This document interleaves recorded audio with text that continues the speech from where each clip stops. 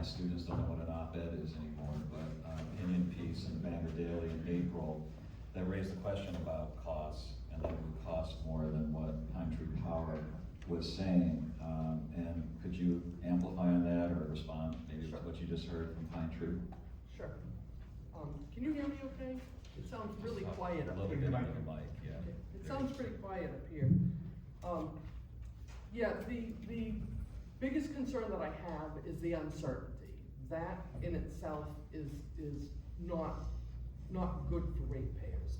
When I look at the claims that Pine Tree Power is making, or that our power is making about the cost of this, the LEI analysis that we keep referring to didn't say that a multiplier of 2 is out of the question.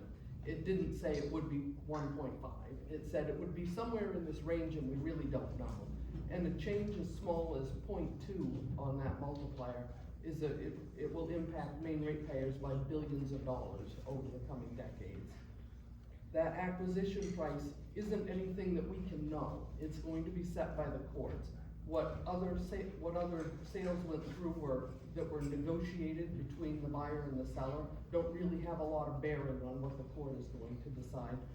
This is an unwanted sale, a forced sale, so it's not a matter of negotiation. One of the other places that I dug in a little bit and found a whole lot of uncertainty is the rates on these bonds that we're talking about. The credit rating for Pine Tree Power will depend a whole lot on what the board does. The board is going to be under extraordinary pressure to deliver some really unrealistic savings goals for Maine ratepayers. And I've got family members who live in a small town with a consumer-owned water utility. And that board is also under, they're your friends and neighbors, right? They're under extreme pressure not to raise rates, and they didn't for decades. They did everything they could to minimize rate increases. And so for a period of about 4 or 5 years, maybe 6 years, every couple of months or less, sometimes back-to-back days, water mains would break. They were all reaching their end of life, and they would break, and people would wake up to get to work and school in the morning, and there would be no water because that utility was trying so hard to save money, and they valued that over maintaining the infrastructure. That's something that because these revenue bonds are going to depend on people, the credit rating that we'll be using to get to take out these revenue bonds is going to depend a whole lot on the faith that investors can have in our ability to manage this and to make a workable system. And if we're under enormous pressure to reduce rates, then that's going to have a negative impact on those credit ratings, and it will increase costs. The other problem I'm seeing is the transmission issues that Seth was just talking about. I strongly disagree. I have not heard any argument. I don't know a whole lot about it. I listened to the veracity of the arguments, and it just doesn't, I'm not persuaded that we'll be allowed to use a hypothetical structure, capital structure for transmission rates that would have the other New England ratepayers helping to fund our savings. That just doesn't make any sense to me. That's not what they generally do. I find that argument a whole lot more persuasive, but the only piece of that that's really going to matter is what FERC says about it.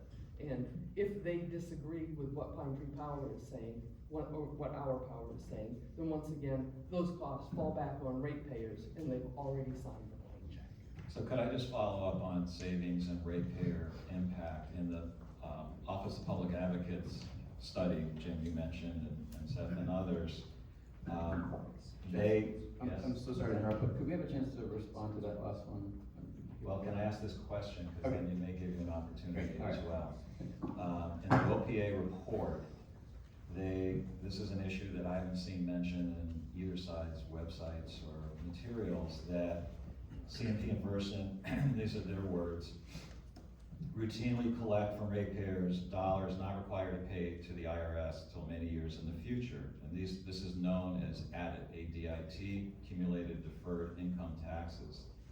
the OPA said that CMP and Versant currently hold about 850 million. When I look at the PUC reports from March and April this year, and I do their math, their reports, it's about $1 billion. So somewhere between 850 million, say $1 billion is being held. And the public advocate's question was that since Pine Tree Power, if it is approved and implemented, would be exempt from state or federal income taxes, they would pay municipal property taxes. There would be no need for the accumulated deferred income taxes to pay state or federal. So if there's a takeover, the question the OPA raised was, would CMP and Versant transfer to Pine Tree Power the 850 to $1 billion, million to $1 billion, or would that be kept by the utilities? Seth and Jim would like to respond. Who'd like to start? I'm happy to defer. I know you wanted to respond.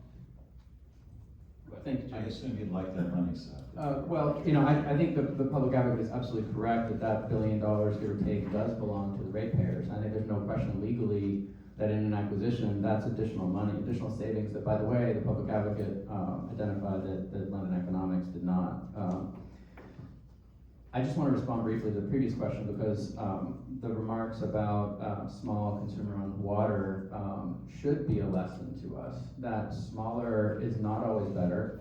If you depend, if you're a small water district that depends on one large industrial client, as many of our smaller factory towns have over the years, you're vulnerable. And when that factory shuts down, your rates skyrocket and your reliability goes down. That's just how it has been in places like Lincoln and Rumford and Jay, and I could go on. What drove industry out? Well, I'm a Democrat, but I'm going to tell you that Governor DePage was right. High energy cost was a massive factor in that. And Dr. Richard Silkman, who did the analysis that we are quoting here today, on a day-to-day basis, what he does is consult with industrial energy users and advise them on smart business decisions or procurement of energy.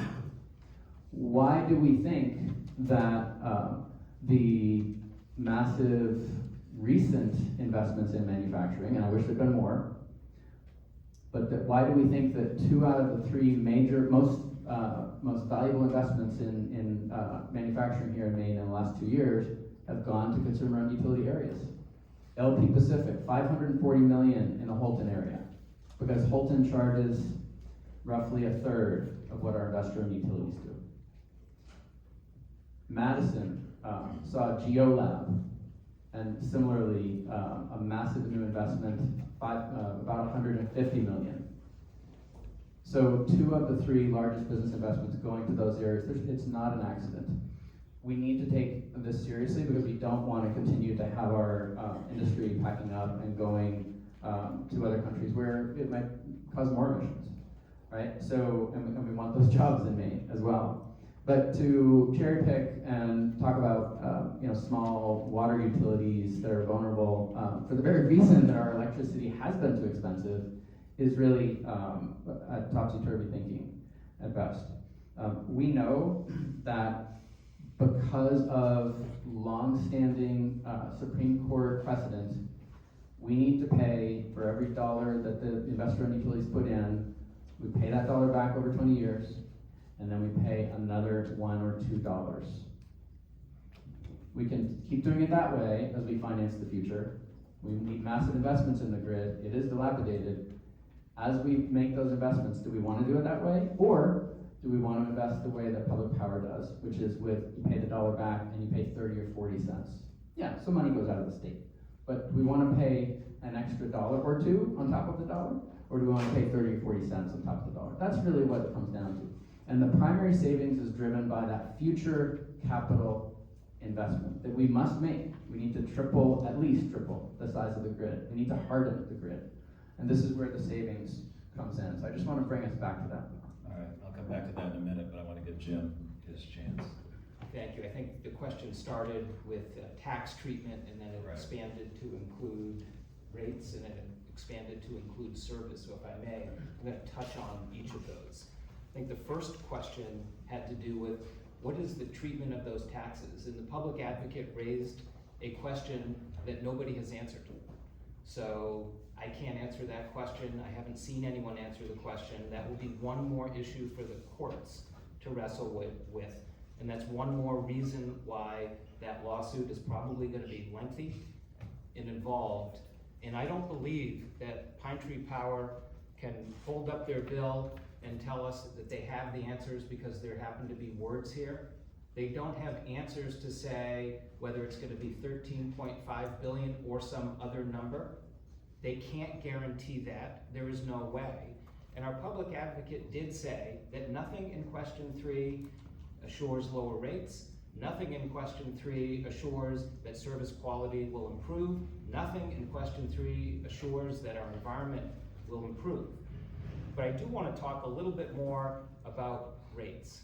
And Tina did a great job a moment ago raising some issues. I want to talk a little bit more about that transmission rate issue that we heard a lot about. Because it turns out that half of all the savings that Pine Tree Power and Richard Silkman claim will occur comes from a shell game.